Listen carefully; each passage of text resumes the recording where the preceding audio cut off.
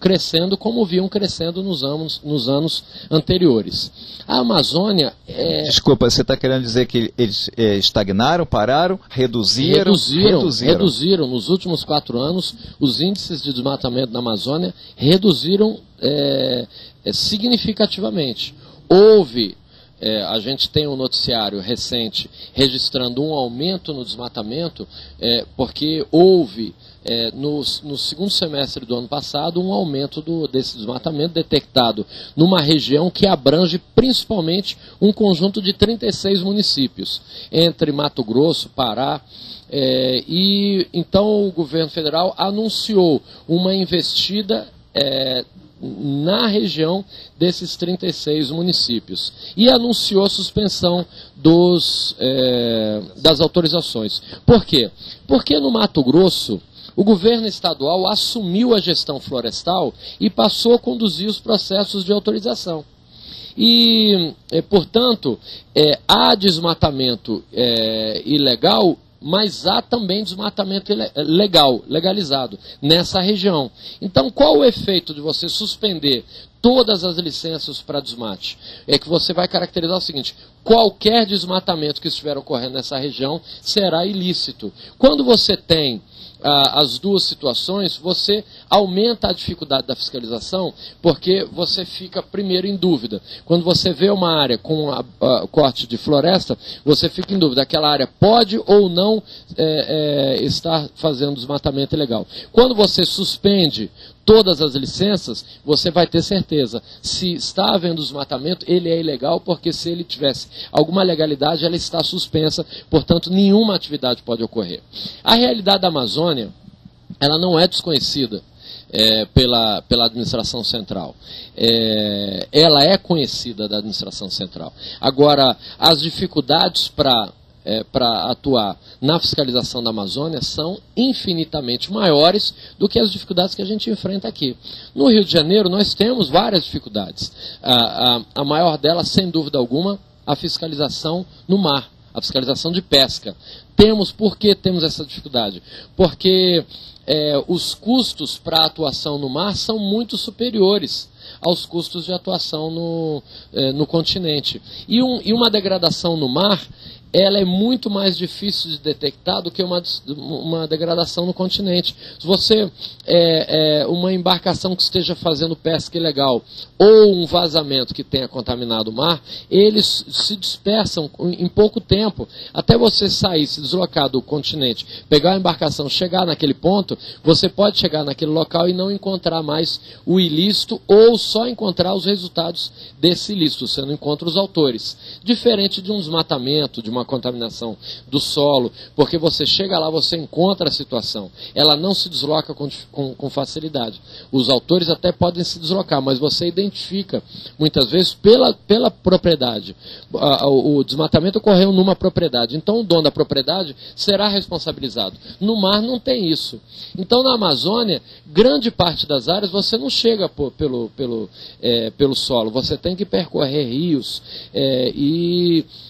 essa dificuldade, você ter as embarcações, manter essas embarcações em condição apropriada, você fazer uma constatação no meio da floresta, constata um desmatamento ilegal, uma carga de madeira ilegal, depois você não tem como carregar ela para um depósito do IBAMA, de uma prefeitura, do governo do estado. Então você deixa o criminoso como fiel depositário do produto do crime. E se ele desaparece, muitas vezes ele desaparece junto com aquele material apreendido. Então a dinâmica da fiscalização é mais difícil, o número de servidores era menor, por isso o investimento dos concursos para aumentar o número de servidores nessas áreas que são mais difíceis, que têm menos presença e que são mais arriscadas. São áreas que acontecem verdadeiros absurdos. Há alguns anos atrás, madeireiros e produtores rurais sequestraram fiscais do IBAMA, fiscais do INCRA,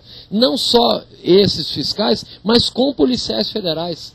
Então é uma região onde a presença do Estado está ainda se dando, está se configurando ainda. Havia um abandono completo do Estado. Então você atuar na fiscalização onde há um abandono completo do Estado é um processo de reconquista. é um processo de fortalecimento da presença do Estado. É muito diferente da realidade que a gente vive aqui. Essa dinâmica é muito mais difícil, muito mais perigosa, portanto o desafio é muito maior. Agora me diga uma coisa, o governo federal recentemente, ele, digamos assim, dividiu as atribuições do IBAMA com um outro instituto. Por que isso aconteceu? Há uma briga do presidente Lula com o IBAMA? O que está acontecendo? A gente precisa saber, principalmente os candidatos que querem fazer o concurso do IBAMA. Não há uma briga do presidente Lula com o IBAMA. É evidente que o licenciamento ambiental, ele, se não for bem conduzido, ele pode significar um entrave para o desenvolvimento. Se você cria barreiras intransponíveis no processo de licenciamento ambiental, você inviabiliza uma atividade. Agora, o licenciamento ambiental também não como muitos gostariam que fosse, um mero procedimento burocrático para a concessão de um papel para que o empreendimento comece. O licenciamento ambiental é um instrumento de gestão que vai indicar a possibilidade ou a impossibilidade de um determinado empreendimento. E isso incomoda muito. E a pressão dos setores produtivos, a pressão pelo aumento da produção de energia, a pressão pelo aumento da exploração do petróleo, a pressão pelo crescimento a qualquer custo, ela ainda continua. E é evidente, o presidente da República, os ministros, eles sofrem essa pressão. O IBAMA sofre essa pressão. Os analistas do IBAMA sofrem essa pressão. A gente tem que ter a maturidade para conduzir a nossa função dentro do que a lei determina. Então, o licenciamento ambiental, ele vai dizer se uma atividade pode ou não pode. A gente tem que ter, então, clareza para dizer quando não pode, para fundamentar muito bem. Essa atividade não pode porque ela vai produzir um dano que é irreparável, que é incompensável, ou seja, não dá para dispor do meio ambiente. Isso é determinação legal. Ele é um bem indisponível. Então a gente não pode negociar o ambiente. Destrói um pouquinho aqui e dá uns carros aqui de compensação. A gente tem que ter essa maturidade. E para alcançar essa maturidade é um processo difícil, principalmente quando o país exige ou quando o país vive um momento de oportunidade para o desenvolvimento.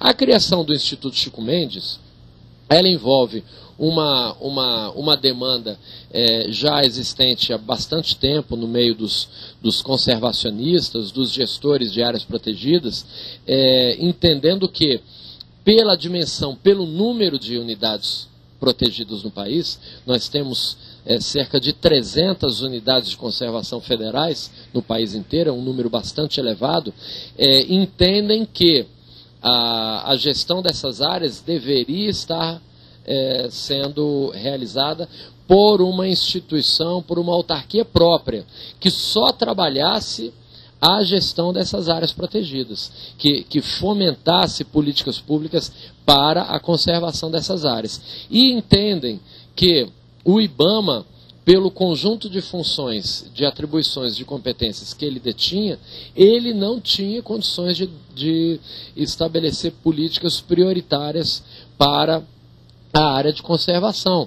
É um entendimento que, num determinado momento, foi hegemônico no governo e que viabilizou essa mudança de criação de um novo instituto para que incorporasse essas competências. Agora, já estamos chegando no final da nossa entrevista, eu queria traçar um paralelo até para os candidatos poderem sair daqui com pelo menos o perfil do analista bem claro na cabeça deles, para saber se eles vão querer ou não seguir essa carreira. O analista ambiental, ele, do IBAMA principalmente, ele é ainda subjugado pelo governo federal, pela sociedade, ou não, ele tem o aplauso da sociedade, mas nem tanto do governo federal. Ele, em que patamar de reconhecimento profissional e salarial você classificaria o analista do IBAMA? Por favor. Olha, a marca IBAMA é uma das marcas mais fortes, né, do todo o nosso território. Ela, sem propaganda, é a que tem mais representatividade. Isso dá um orgulho para nós, né, servidores, assim, muito grande.